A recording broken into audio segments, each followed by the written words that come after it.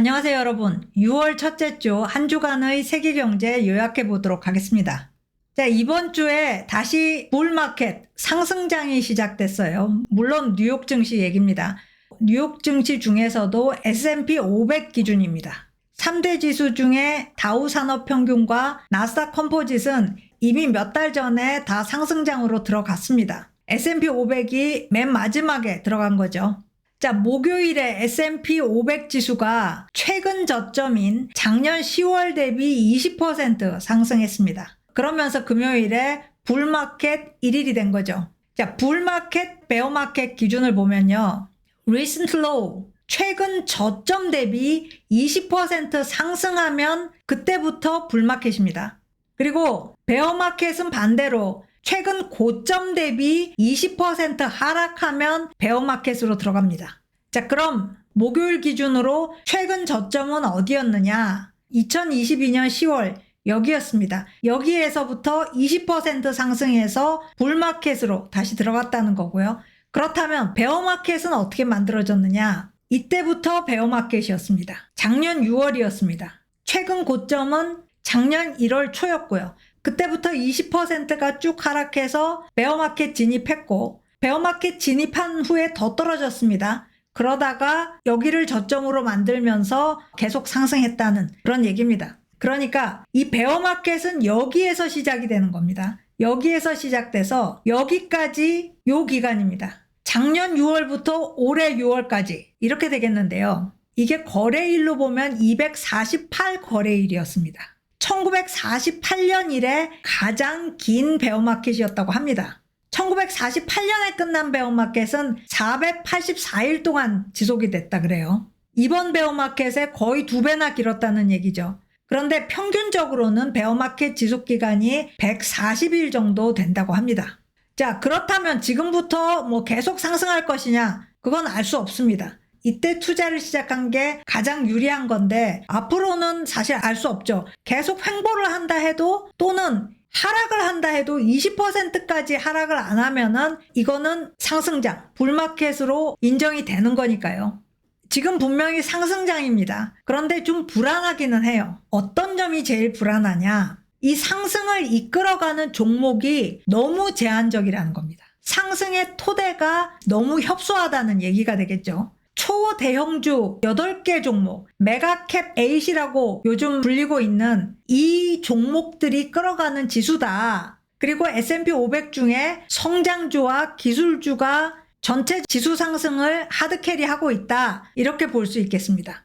초대형주 8개 종목에 올해 가장 많이 상승한 종목이 엔비디아고요. 그 다음이 메타, 테슬라, 아마존 이렇게 됩니다. 그런데 이 8개 종목은 이렇게 많이 상승했지만 뉴욕 증권거래소 전체는 올 들어서 상승을 못하고 있어요. 이 기간 내 계속 보합입니다. 그래서 앞으로 몇 가지 변수를 특히 주시해야 된다. 이 변수들 중에 하나라도 어그러지면 상승장 무너질 수 있다. 이런 얘기가 이번 주에 많이 나왔습니다. 이 몇 가지 변수가 뭐냐? 첫 번째, 과연 경제가 성장할 것이냐? 경제가 성장해야지 성장주도 성장할 거라는 얘기인데 만약에 성장 못하면은 성장주가 이끌어가는 장세 오래 못 간다 이런 얘기죠. 그리고 지금 AI 붐을 타고 있는데 AI가 과연 돈을 벌어다 줄 거냐 이것도 굉장히 중요합니다. 마지막으로 역시 금리죠. 금리 인상이 중단되고 또 금리 인하로 가야지만 상승세는 유지될 거다 이렇게 볼 수 있겠습니다. 그래서 이 세 가지는 예의주시해야 한다. 이런 얘기가 되겠고요. 자, 이번 주에 또 중요한 뉴스가 미국 증권거래위원회 SEC가 암호화폐 단속에 나섰다는 겁니다. 게리 겐슬러 SEC 위원장이 세계 최대 암호화폐 거래소 바이낸스 그리고 미국 최대 암호화폐 거래소 코인베이스를 연 이틀 동안 제소를 했습니다. 제소 근거가 여러 가지지만 그중에 핵심은 이 두 거래소가 미등록 증권을 거래했다. 그래서 제소한다. 이겁니다. 이 때문에 비트코인, 이더리움 각각 5% 이상씩 하락했습니다. 자, 이 제소 때문에 암호화폐를 둘러싼 찬반 논쟁이 재점화됐어요. 그 내용을 보면요. 암호화폐는 화폐다. 많은 사람들이 그렇게 생각합니다. 하지만 화폐는 중앙은행이 발행을 해야 되죠. 그래서 암호화폐는 화폐 아니다라는 규정이 법적인 규정입니다. 거기에 대해서 그럼 암호화폐는 화폐는 아니지만 증권이다, 이렇게 말하는 사람들이 있어요. 그렇기 때문에 투자의 대상이 될 수 있다는 건데, 게리 겐슬러가 바이낸스와 코인베이스가 미등록 증권을 거래했다, 이것 때문에 제소했다면 등록을 안 했을 뿐이지 암호화폐는 증권이라는 말이 되죠. 그렇다면 등록하면 등록증권이 되는 거냐? 이런 반문이 가능합니다. 모든 증권은 등록을 해야 되니까요. 그런데 여기에 대한 반대도 만만치 않아요. 왜 암호화폐가 증권이냐? 암호화폐는 도박이나 담배처럼 사회에 존재하긴 하지만 해악을 미친다. 그래서 이런 것에 상응하는 규제가 필요하다.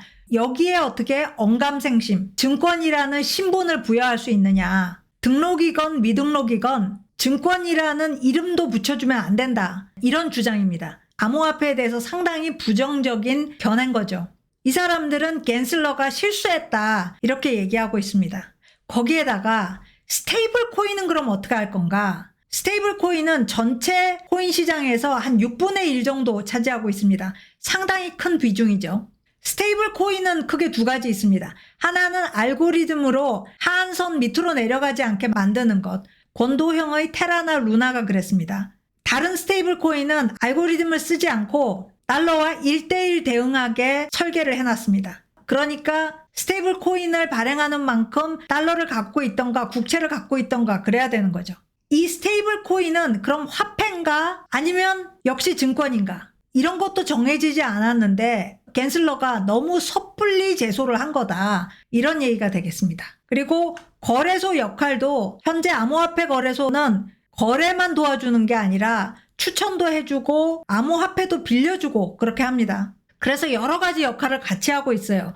이것도 물론 불법이긴 하지만 암호화폐 규정이 선결되어야 한다. 이것도 안 정해졌는데 제소부터 하면 어떡하냐, 이 얘기가 되는 거죠. 지금 굉장히 논쟁이 뜨겁습니다. 자, 다음 뉴스는요. 세계은행이 이번 주에 글로벌 성장 전망치를 좀 높였습니다. 올 경제성장 전망치를 올 초에만 해도 1.7%로 봤습니다. 그런데 이번 주에 2.1%로 높였습니다. 대신에 내년 전망치는 올 초의 전망치보다는 좀 낮아지겠다, 2.4%로 하향 조정했습니다. 그런 가운데 유로존이 갑자기 침체에 진입했다, 리세션으로 들어갔다, 이런 발표를 했습니다. 목요일에 유로존 전체의 통계청이라고 할 수 있는 유로스태트가 정정 데이터를 냈어요. 다시 보니까 유로존 경제가 2분기 연속해서 역성장을 했더라, 이런 내용인데, 지난번의 발표는 작년 4분기에는 0%였고 올해 1분기에는 0.1% 아주 미세하게나마 성장을 했다, 이거였는데 데이터 정정을 하고 보니까 작년 4분기와 올해 1분기 연속해서 0.1% 역성장했다. 그러니까 마이너스 0.1% 연거퍼 기록했다는 겁니다. 어찌된 일인가 보면요.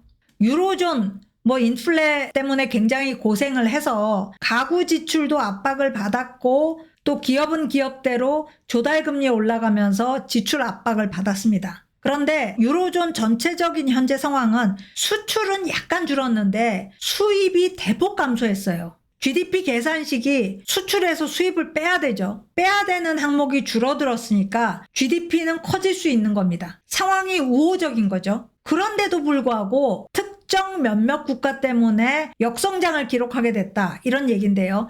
이 몇몇 국가가 독일, 아일랜드, 핀란드, 그리고 그리스입니다. 독일 같은 경우는 중국 수출이 급감했어요.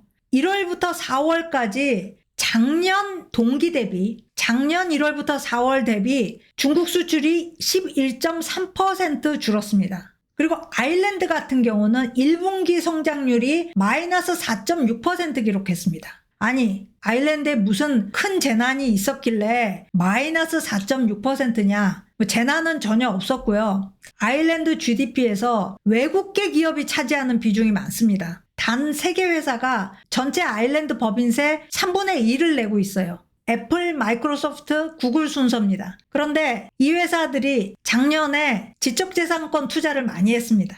그래서 아일랜드 작년 GDP 성장률이 12%였습니다. 그래서 올해는 평타를 쳤음에도 마이너스 4.6%라는 숫자로 보면 거의 재앙적인 숫자가 나온 거죠. 실제로 아일랜드 경제는 나쁘지 않습니다. 아일랜드보다는 독일이 지금 더 문제죠. 특히 독일의 중국 수출이 감소했다. 이게 계속 악재로 작용하고 있습니다. 자, 독일은 중국 수출이 감소했지만 중국은 미국 수출이 감소했습니다.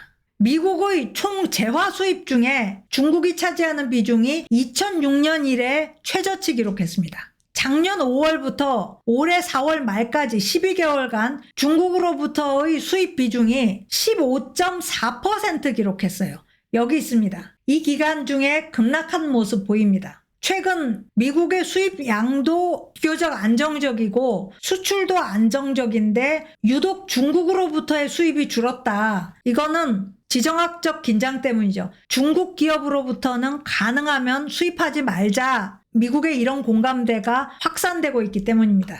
자, 이건 약간 다른 뉴스입니다. 올해 세계 무역이 1.6% 성장할 거다라고 OECD가 수요일에 전망을 내놨습니다. 작년에 세계 무역이 5% 성장했어요. 그거에 비하면 올해 성장률은 굉장히 낮은 겁니다. 수출 의존도가 높은 우리나라한테는 안 좋은 뉴스고 올해에는 좋아지지 않을 거다라는 얘기입니다. 자, 그런데 내년에는 좀 좋아져요. 내년 세계무역 성장률은 3.8%로 올해보다는 상당히 올라갈 전망입니다.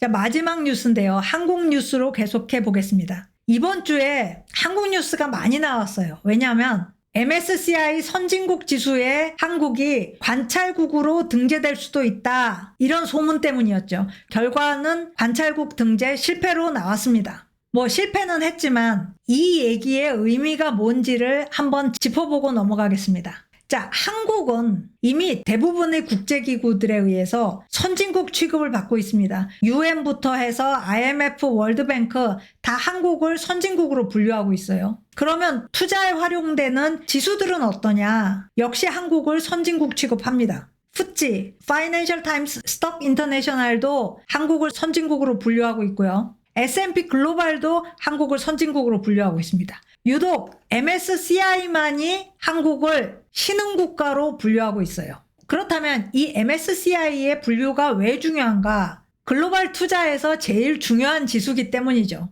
크게 두 가지 지수를 가지고 있는데 MSCI 월드 23개국 선진국을 포함하는 지수고요. 그리고 MSCI 이머징 마켓 24개국 신흥시장을 포함하고 있는 지수입니다. 우리는 MSCI EM에 들어가 있어요. 2008년에 한번 선진국 지수에 관찰국으로 올라간 적이 있습니다. 그런데 결국 몇 년 후에는 관찰국에서도 제외가 됐죠. 그 이후로는 한 번도 관찰국에도 올라간 적이 없습니다. MSCI가 보는 선진국 기준은 뭐냐? 물론 제일 먼저 경제 발달 정도입니다. 우리나라는 여기서는 문제가 전혀 없어요. 그런데 다른 기준들, 자국 화폐의 통화시장이 역외에도 존재하는가? 그러니까 해외 투자자들에게 그만큼 열려 있는가? 액세시빌리티를 보는데 우리나라는 워낙 여기에 시장이 아예 없습니다. 그리고 역내 시장도 개장 시간이 우리나라 기준으로 정해져 있죠. 그래서 액세시빌리티가 너무 모자란다 이런 평가를 받고 있고요. 또 주식시장의 공매도는 인정받는 투자 방법인데 이거를 제한하는 것도 문제가 되고 있습니다. 그래서 이번에 한국이 이런 부분들을 좀 개선해 보려고 했어요. 그런데 개선을 하겠다는 말만 했지 아직 효과가 나타나고 있지 않으니까 좀 더 두고 보겠다. 이게 MSCI의 최종 판단이었습니다. 자, 한국은 1992년에 신흥시장 지수에 편입이 됐어요. 이때입니다. 한국이 들어갔죠. 그리고 지금까지 한국은 변동 없이 쭉 이 지수 안에 포함되어 있습니다. 그런데 다른 나라들은 그렇지 않아요. 이 위에 있는 나라들이 포함된 나라들이고 이 밑에 있는 나라들이 그때그때 빠진 나라들입니다. 그리스 같은 경우는 2001년에 신흥시장 지수에서 빠져서 선진국 시장으로 갔다가 2013년에는 다시 신흥시장 지수로 편입됩니다. 이스라엘은 2010년에 선진국 지수로 프로모트 돼서 지금까지 선진국에 있습니다. 파키스탄 같은 경우는 2008년에 빠졌다가 2017년에 재편입됐고 2021년에는 다시 빠졌습니다. 러시아는 전쟁 일으키는 바람에 작년에 신흥국 지수에서 빠졌습니다. 그래서 현재 24개국이 신흥국 지수에 편입돼 있어요. 우리나라는 이 24개국 중에 네 번째로 지수 안에서의 비중이 높은 나라입니다. 이 때문에 한국이 빠지면은 이 EM 지수 자체의 편중화가 더 심해진다. 그래서 한국이 빠지지 않는 게 낫다. 이런 얘기도 있습니다. 한국은 그런데 이 파란색 막대가 2003년의 각국 비중입니다. 한국이 2003년에는 1위였어요. 그런데 지금은 이 검은색입니다. 한국이 앞에서 말씀드린 것처럼 4위예요. 그래서 사실 선진국 지수 편입을 노리는 것보다 이머징 마켓 지수에서의 비중 확대를 꾀하는 게 한국에게 더 유리하지 않느냐, 또 더 필요하지 않느냐, 이런 의견도 있습니다. 상당히 맞는 말 같아요. 그리고요, 이스라엘이 앞에서 말씀드린 것처럼 2010년에 선진국 지수로 편입이 됐습니다. 그런데 그 이후로 지금 이스라엘의 지수 움직임을 보면 선진국 지수와 동조화하지 않고 여전히 지금까지도 신흥국 지수와 동조화하고 있습니다. 선진국 지수로 올라가서 그만큼 더 많은 투자금을 확보할 수 있느냐? 그거는 확신할 수 없다라는 거죠. 이스라엘 사례가 그게 어렵다는 것을 보여줍니다. 자, 한국이라는 나라 사실 특별한 나라입니다. 수출 기반이기 때문에 한국 수출이 세계 경기의 선행지수 역할을 할 수 있어요. 파란색 선이 한국 수출 증가율이고요.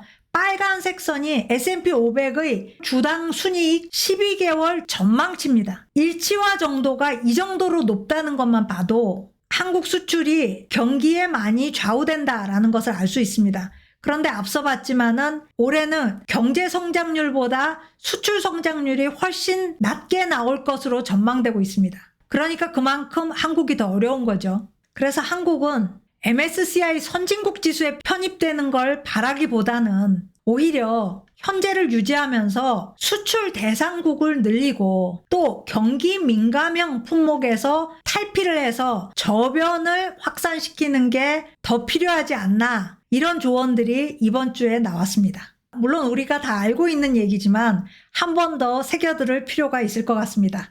자, 오늘 스캔 여기까지입니다. 고맙습니다.